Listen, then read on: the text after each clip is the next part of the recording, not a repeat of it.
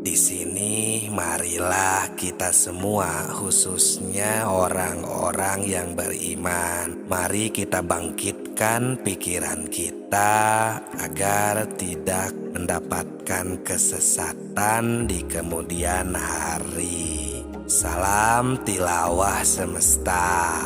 Berdasarkan firman Allah Surat Al-A'raf atau surat ke-7 ayat 173. Di sana itu Allah mengingatkan jangan sampai kita menyalahkan orang tua karena kita tidak bisa berpulang kepadanya, atau karena kita tidak bisa beribadah mencapai kesempurnaan. Di dalam firman Allah di sana disebutkan Bismillahirrahmanirrahim, au taqulu innama asyraka abauna min qablu wa kunna dzurriyyatan min ba'dihim afatuhlikuna bima fa'alal mubtilun, yang artinya agar kamu nanti tidak mengatakan sesungguhnya orang tua kamilah yang telah mempersekutukan Tuhan sejak dahulu, dalam artian tidak mengajarkan tentang ilmu makrifat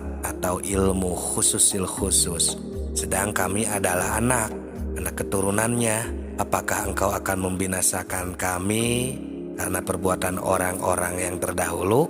Nah, di sini marilah semua, khususnya orang-orang yang beriman, mari kita bangkitkan kembali pikiran kita untuk meneliti dan mentafakurinya. Karena barusan sudah jelas untuk ayat dalilnya sudah kami bacakan, ditegaskan ya di ayat tersebut. Ini betul-betul Tuhan atau Allah Subhanahu wa Ta'ala itu melarang lupa kepadanya. Juga jangan sampai kita ini menyalahkan kedua orang tua, apalagi menghisapnya, karena kita sebetulnya sudah diberitahu oleh Tuhan dengan melalui wahyunya yang diberikan kepada Nabi Muhammad SAW, bahwa kita sudah mengatakan qalu bala syahidna, maksudnya supaya kita nanti di akhirat jangan mengatakan lalai atau lupa lagi kepadanya, kepada Allah Subhanahu wa Ta'ala. Sebab kalau lupa atau lalai kepada Allah ini adalah kesalahan diri sendiri, yang akibatnya kita akan mendapatkan kesesatan karena mungkin tidak mau tahu tentang agama sendiri, tidak mau mendalami, bahkan kita ini keburu istilahnya terdoktrin oleh guru-guru atau ustadz modern. Karena itulah kita jadi bodoh tentang persaksian, tentang syahadat, tentang ilmu makrifat atau makrifatullah tingkat tinggi. Bodoh itu karena lupa sih sebenarnya. Lupa itu jadi kita bodoh maksudnya.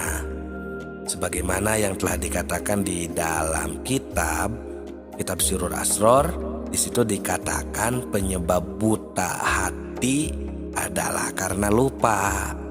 Dengan lupa kita jadi bodoh. Bodoh dalam urusan ketuhanan. Setelah manusia berjanji di alam arwah, di dalam pengertian ingat ada 3 macam pengertian. Yang pertama, ada yang mengartikan harus banyak zikir atau wirid, membaca kalimat thayyibah, ya contohnya seperti takbir, tahmid, tahlil dan sebagainya.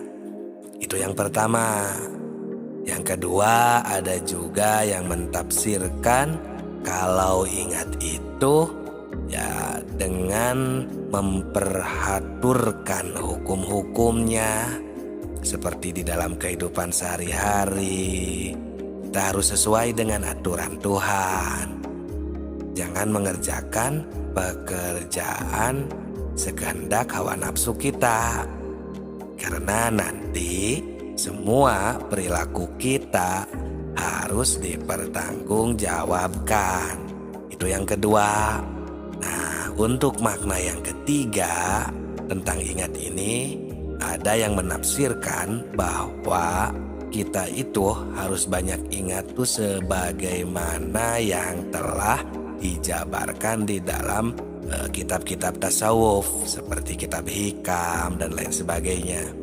Di sana para arif billah menafsirkan bahwa ayat yang tadi dibaca itu benar-benar kita selaku manusia yang ada di jagat raya ini dilarang keras lupa kepada Tuhan. Jadi kita di dalam mentafsirkan ayat tersebut harus hati-hati. Karena urusan ingat itu urusan hati atau urusan kolbu. Ini tidak bisa dengan begitu saja. Walaupun itu juga tidak salah. Seperti yang pertama tadi, agar banyak ingat harus banyak membacakan wirid, takbir, tahmid, tahlil. Itu juga tidak salah ya. Itu istilahnya mentafsirkan tingkat dasar. Tapi kita harus ingat bahwa ini adalah pekerjaan kolbu. Harus pahkum bil wahir, sehingga bisa dirasakan oleh yang mengingatnya. Untuk mengingat dengan sebenarnya, ini harus melalui proses-proses tertentu. Karena kolbu itu tidak akan bisa dibohongi. Kolbu bisa ingat cuma kepada yang sudah kita ketahui. Dan kolbu tidak akan bisa ingat kepada yang belum diketahui. Coba saja kita rasakan bersama. Atau tanyalah hati kita masing-masing secara jujur, tapi apakah bisa ingat kepada yang belum kita ketahui? Ini jawabannya ada di dalam kolbu kita masing-masing. Untuk lebih jelasnya ada di dalam keterangan kitab Sirrul Asror di halaman 80. Di sana dijelaskan bahwa natijatul dzikrur ruh bahwa musahadatu anwarit tajalliyatis sifat. Yang artinya di sana dikatakan zikir ruh itu ialah menyaksikan tajalinya, tajali sifat. Di dalam keterangan itu ada kalimat zikir. Di sini makna zikir bukan nyebut kan berarti, atau yang dikatakan wirid bukan. Tapi zikir di sini ialah mengetahui atau menyaksikan. Tapi untuk ingat itu harus mengetahui dahulu, terlebih dahulu kepada yang akan diingatnya. Apalagi ini urusan akidah ketuhanan. Harus betul-betul positif. Maksudnya positif kepada yang akan diingatnya. Ya, sebagaimana yang sudah kita ketahui, kita bacakan sehari-hari, kita sering mengucapkan afdholul dzikri fa'lam annahu la ilaha illallah. Yang afdol dzikir itu adalah fa'lam. Fa'lam itu harus tahu. Itu maksudnya, baru kesananya la ilaha illallah. Semoga bermanfaat. Salam tilawah semesta.